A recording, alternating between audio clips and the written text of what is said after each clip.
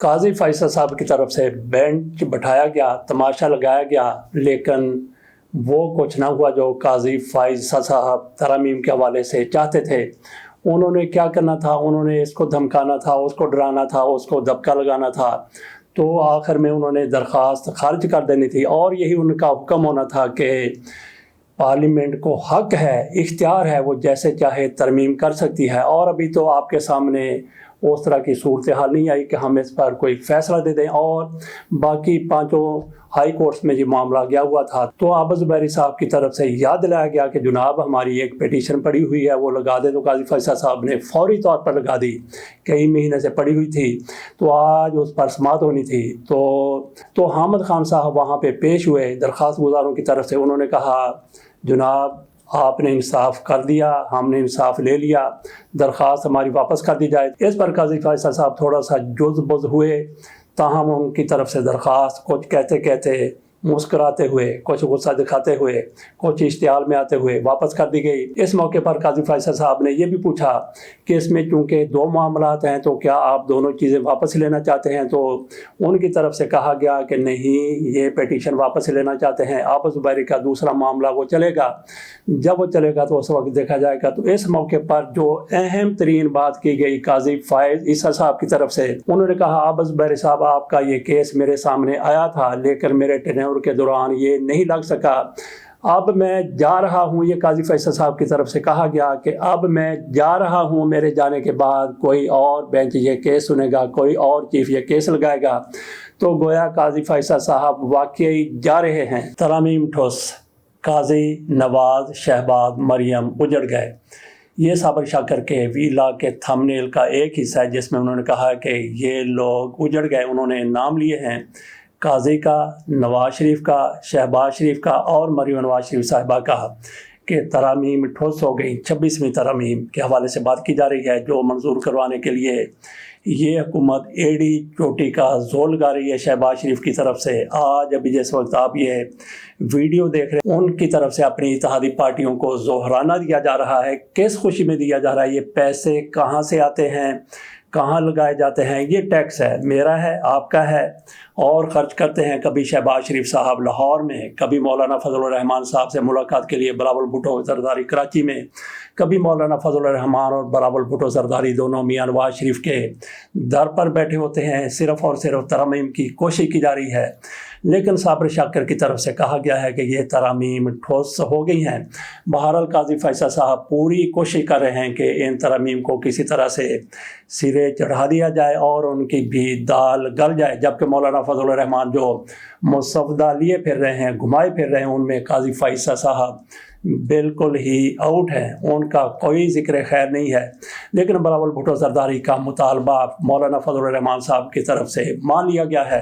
مولانا فضل الرحمان کسی بھی صورت میں، خصوصی طور پر جس طرح کا ان کی طرف سے وہ فیصلہ دیا گیا تھا، نظر ثانی کیس والا فیصلہ، مبارک ثانی والے معاملے میں، اس کیس میں مولانا فضل الرحمان صاحب، ان کی پارٹی اور دیگر مذہبی پارٹیاں، ان میں تحریک لبیک بھی شامل ہے، دیگر بھی شامل ہے، وہ کسی صورت بھی قاضی فیصل صاحب کو پاکستان کے کسی بڑے منصب پر دیکھنا نہیں چاہتی۔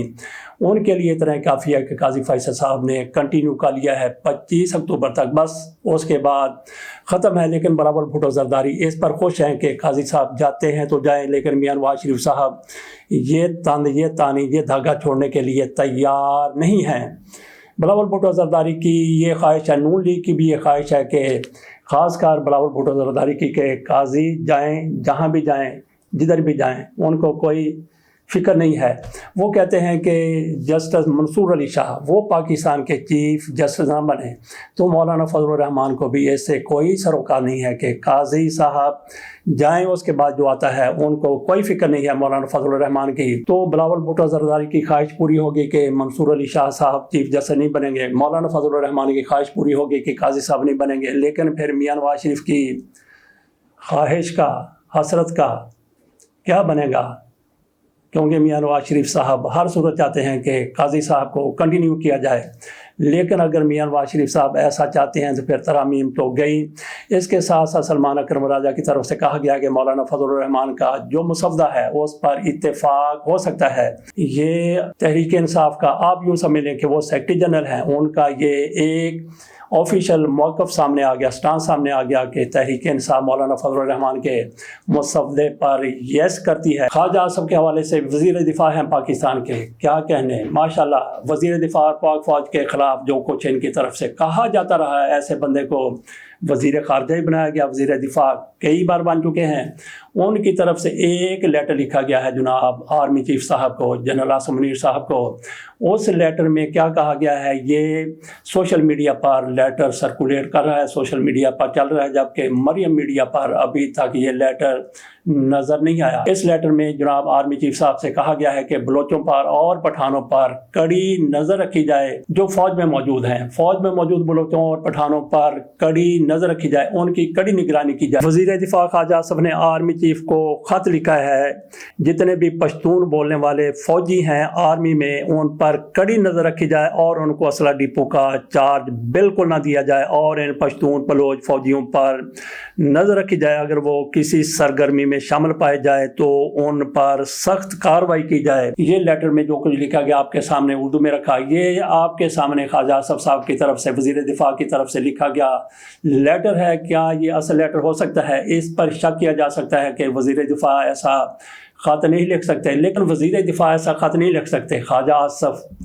یہ کیسا وزیر دفاع، ان کی عقل۔ میاں شہباز شریف صاحب نے ایک مرتبہ اسمبلی کے اجلاس میں یہ بات کی تھی کہ ہم لوگ دماغ سے اور دل سے سوچتے ہیں، تو اس وقت ان کے ہاتھ کہاں پہ تھے۔ اسی طرح سے خواجہ آصف صاحب ان سے کچھ بھی بعید نہیں ہے، وزیر دفاع ایسی بات نہیں کر سکتا، لیکن یہ اس طرح کے بندے 1 نمبر 2 نمبر 3 نمبر 4 نمبر، آپ جتنے بھی ان کو پیچھے لے جائیں، حتیٰ کہ جس طرح کہ ان کی وارداتیں ہیں 10 نمبری بھی کہا جا سکتا ہے، تو ان سے آپ توقع کر سکتے ہیں کہ یہ ایسا لیٹر لکھ سکتے ہیں۔ اگر ان کی طرف سے ایسا لیٹر نہیں لکھا گیا تو اب تک ملزموں کو، مجرموں کو سامنے آ جانا چاہیے تھا۔ تو کیا خواجہ آصف صاحب کی طرف سے لیٹر نہیں لکھا گیا؟ لیکن اگر یہ لکھا گیا ہے تو خواجہ صاحب اس سے اتفاق کرتے ہیں، اس لیے وہ دم ساتھ کے اور دم دبا کے بیٹھے ہوئے۔ مریم نواز شریف صاحبہ کا اپنا ایک میڈیا ہے، اس میڈیا پر آج کل یہ خبر اس بچی کے حوالے سے جس کے ساتھ کہا جا رہا ہے کہ مبینہ طور پر پنجاب کالج میں زیادتی ہوئی ہے،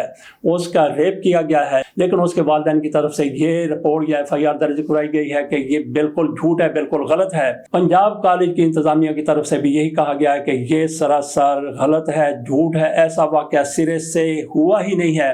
اس کے ساتھ ساتھ ہماری جو لاہور کی چیف جسٹس ہیں، چیف جسٹس پنجاب محترمہ عالیہ نیلم صاحبہ کی طرف سے برہمی کا اظہار کیا گیا ہے کہ اس لڑکی کی ویڈیو، اس لڑکی کی خبریں کیوں میڈیا پر چل رہی ہیں۔ ایک طرف اس بچی کی عزت کی تحفظ کی بات کی جا رہی ہے، چیف جسٹس صاحبہ یہ کہتی ہیں، دوسری طرف مریم نواز شریف صاحبہ اسی بچی کو اپنے ساتھ بٹھاتی ہیں۔ تحریک انصاف کے حوالے سے کیا کچھ ان کی طرف سے نہیں کہا جاتا، مجرم کس کو قرار دے دیتی ہیں، جھوٹ کا پلندہ اس کو قرار دیتی ہیں کہ یہ سارا کچھ جھوٹ ہے، غلط ہے۔ اور ایسا بندہ جو بڑا ڈیسنٹ ہے، بڑا آدمی ہے، اخبار کا مالک ہے، چینل کا مالک ہے، عامر محمود صاحب کی طرف ان کا اشارہ ہے کہ اس کو بدنام کرنے کی، اس کے اداروں کو بدنام کرنے کی کوشش کی جا رہی ہے۔ یہ مریم نواز شریف صاحبہ سر عام پریس کانفرنس میں بات کر رہی ہیں، ادھر آپ کی چیف جسٹس صاحبہ کہتی ہیں کہ برہمی کا اظہار کرتی ہیں کہ کس طرح سے ایک بچی کو آپ لوگ میڈیا میں لا رہے ہیں، اور ادھر مریم نواز شریف صاحبہ بچی کو اپنے ساتھ بٹھا لیتی ہیں، ان سے کہلواتی ہیں کہ ان کو کس طرح سے استعمال کرنے کی کوشش کی گئی۔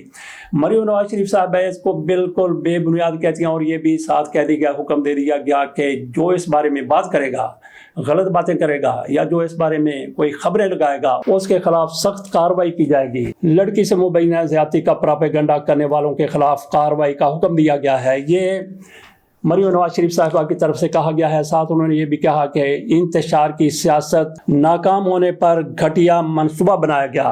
یہ محترمہ مریم نواز شریف صاحبہ PTI کے بارے میں کہہ رہی ہیں کہ ان کی انتشار کی سیاست ناکام ہو گئی تھی، تو پھر یہ گھٹیا منصوبہ بنایا گیا۔ تو میڈم سے یہ پوچھ لینا چاہیے کہ آپ کا وزیر سکندر شاید ان کا نام ہے، وہ کالج میں جاتے ہیں، وہاں جا کے تحقیق کرتے ہیں، اس کے بعد کالج کی رجسٹریشن منسوخ کر دیتے ہیں، पहले तो आप उनको पकड़ें, गिच्ची से पकड़ें, गर्दन से पकड़ें कि ऐसा उन्होंने कैसे कह दिया, कैसे रजिस्ट्रेशन उन्होंने मनसूख कर दिया अगर ये वाक़या हुआ ही नहीं है। तो बाकी आम लोग ये मानने के लिए तैयार नहीं है कि यह वाक़या नहीं हुआ। तो बच्चे जिस तरह से जुलूस निकाल रहे हैं, जिस तरह से एहतजाज कर रहे हैं, अभी आपके सामने टीवी पर खबर चल रही थी कि इस्लामाबाद में भी, कराची में भी, लाहौर में भी इस पर एहतजाज जारी है। बहरहाल मरियम नवाज शरीफ साहिबा की तरफ से क्या ये पर्दापोशी की जा रही है, इसकी मुकम्मल रिपोर्ट, मुकम्मल तहकीकात होनी चाहिए, लेकिन तहकीकात कौन करेगा और ये कहाँ पे शाया होगी? मरियम नवाज के मीडिया पर यहाँ पे तो एक ही खबर चलाई जा रही है कि बिल्कुल गलत है, झूठ है, बेबुनियाद है, लेकिन सोशल मीडिया पर जो इनके कंट्रोल में नहीं है वहाँ पे तरह तरह की खबरें आ रही हैं, कई इंटरव्यूज़ आ रहे हैं जिसमें इस वाक़े के बारे में कहा जा रहा है कि ये बिल्कुल दुरुस्त है। तो इस हवाले से देखते हैं कि कैसे तहकीकात होती है और कैसे आप लोगों को यकीन दिलाया जाता है कि ये बिल्कुल बेबुनियाद वाक़या है। बेबुनियाद वाक़या है तो फिर कैसे मंजर पर आ गया, कैसे इनके वज़ीर की तरफ से और पुलिस की तरफ से कह दिया गया? मरियम नवाज शरीफ साहिबा ने कल ही 7 रुकनी कमेटी बना दी थी, तो अन्यवा कमेटी बना दी गई थी। तो मरियम नवाज शरीफ साहिबा को कई और उनकी फिर जो बहुत बड़ी वज़ीर हैं उज़्मा बुखारी साहिबा, उन्होंने क्या चंग चढ़ा दिया, उन्होंने सहाफ़ियों को कैसे धमकियां दे दी कि आपकी नौकरी ख़त्म कर देंगे, मैं आपकी नौकरी ख़त्म कर दूंगी और मैं इस हद तक चली जाऊंगी अगर आप लोगों ने बदतमीज़ी की। कैसे बदतमीज़ी की? उन्होंने एक ट्वीट भी किया और उसका पोस्टमार्टम भी मुकम्मल तौर पर शाहज़ेब खानज़ादा की तरफ से कर दिया गया। 5 लाख मीट्रिक चीनी की बरामद की इजाज़त दे दी गई है। 5 लाख मीट्रिक टन चीनी, 5 लाख, एक बार मैं आपके सामने फिर दोहरा दूं कि 5 लाख मीट्रिक टन चीनी वो बरामद की जाएगी, बाहर भेज दी जाएगी। 1 मीट्रिक टन में 1000 किलोग्राम होते हैं। कितने होते हैं? 1000 किलोग्राम। तो फिर आप अंदाज़ा कर लें, 1000 किलोग्राम, इनको ज़रब दे लें आप 5 लाख मीट्रिक टन से, ये 50 करोड़ हो गया। और आप इसको ज़रब दे लें 100 रुपये के साथ, 100 रुपये अगर इनको मुनाफा हो, बल्कि इससे ज़्यादा मुनाफा हो रहा है, तो ये कमा रहे हैं चीनी वाले 50 अरब रुपए। खड़े पैर इनको इजाज़त मिली और तुरे पैर इनको 50 अरब रुपए मिल जाएंगे। ये हमारी हुकूमत की तरफ से इनको इजाज़त दी गई है कि 5 लाख मीट्रिक टन आपने चीनी बरामद कर देनी है, बाहर भेज देनी है। इधर आपने इसके बाद कहना है कि किल्लत होगी और फिर चीनी यहाँ पे महंगी होगी। तो अगली देखते हैं कि अगले सीज़न में ये कितना रेट निकालते हैं। 60 रुपये इमरान खान के दौर में चीनी महंगी नज़र आती थी और आज उसका रेट 160 रुपये है। एक और भी लुटापा हमें नजर आया है, जिन IPPC की तरफ से ये कहा गया था कि हम अपने मुआहदे ख़त्म करने के लिए तैयार हैं, जाते जाते भी उन्होंने भी लुटापा मचा दिया और हुकूमत ने लुटापा कर दिया। लुटापा का मतलब यह है कि लूट मार 72 अरब रुपए उनको जाते जाते अदा किए जाएंगे, ये हुकूमत की तरफ से कहा गया है। तो जाते जाते भी लुटापा 72 अरब रुपए का ईरान की हुकूमत की तरफ से इंतहाई ज़्यादा जुल्म किया गया है। कैसे जुल्म किया गया है, कैसे ईरान की ये मजहबी हुकूमत है उसकी तरफ से ऐसा जुल्म कर दिया गया। कुछ अफगानी ईरान में दाखिल होना चाहते थे, उनकी तादाद 300 या उससे ज़्यादा बताई जाती है। जैसे ही ये लोग ईरान का बॉर्डर क्रॉस करते हैं तो इन पर फायरिंग कर दी जाती है और फायरिंग सामने से नहीं की जाती बल्कि पहाड़ों में छुप के फौज की तरफ से या उनके जो भी लोग हैं, पुलिस है जो भी है, उनकी तरफ से छुप के फायरिंग की जाती है और 200 अफगानों को वहीं पे ढेर कर दिया जाता है, मार दिया जाता है। कुछ तो कहते हैं कि 280 को मारा गया है। आपको अपनी सरहद बड़ी अजीज़ है तो उनको वार्निंग देते, हवाई फायरिंग करते, वो वापस चले जाते हैं, लेकिन एक इंसान का कत्ल भी पूरी इंसानियत का कत्ल करार दिया गया है। और आप लोगों ने बेगुनाह उन लोगों को, पता नहीं वो किस मजबूरी के तहत आपका बॉर्डर क्रॉस करके आ रहे थे, उनको आपने भगाना था, मौत के घाट तो नहीं उतारना था, लेकिन 200 को आपने यकमुश्त फायरिंग करके कत्ल कर दिया, हलाक कर दिया। सामने से नहीं बल्कि छुप कर उनको एक एक करके, जैसे किसी को शिकार किया जाता है जानवर को, इस तरह से इंसानों को मारा गया है। तो इमरान खान के हवाले से ये खबर सामने आई है कि बरतानिया की वो यूनिवर्सिटी भी, ऑक्सफोर्ड यूनिवर्सिटी, वो भी खौफ का शिकार हो। उन्होंने कह दिया कि इमरान खान को चांसलर के इलेक्शन में हिस्सा लेने की इजाज़त नहीं दी जा सकती क्योंकि यहाँ पे हालात बड़े ख़राब हो रहे थे। इमरान खान जीतने की पोजीशन में थे लेकिन उन पर इतना ज़्यादा दबाव पड़ा, कुछ پاکستان کی حکومت کی طرف سے، اور کچھ ان کو یہ بھی خوف لاحق ہو گیا کہ عمران خان اگر چانسلر بن جاتے ہیں تو پھر امریکہ وہ کیا کہے گا، تو اسی خوف کی وجہ سے انہوں نے عمران خان کا نام ڈراپ کر دیا ہے۔ اس کے ساتھ اجازت دیجیے صرف ایک بات ذکر کریں گے کہ پاکستان میں ان لوگوں کی طرف سے 72 ارب روپے کا لٹاپا، اور پھر چینی کے حوالے سے وہ بھی آپ اندازہ کر لیں کہ کس طرح سے کھلا کھاؤ تو کھاتے ہی جاؤ، کس طرح سے ان کو اجازت دے دی گئی ہے 50 ارب روپے ایک ہی رات میں کمائی کرنے کی۔ اللہ حافظ۔